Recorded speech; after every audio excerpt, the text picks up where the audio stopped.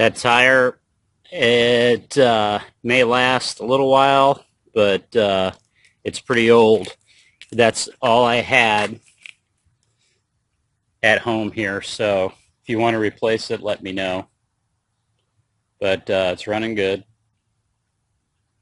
And like I said, I had to replace this front fork because the one that was on your bike would not clear this mounting bracket.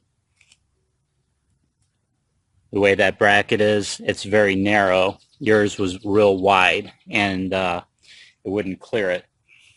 It would not work. So that's what I had to do to make it work. So let me know if you want that tire replaced, because it is little dry rot going on. It'll last, but I don't know how long. See, it's kind of cracked.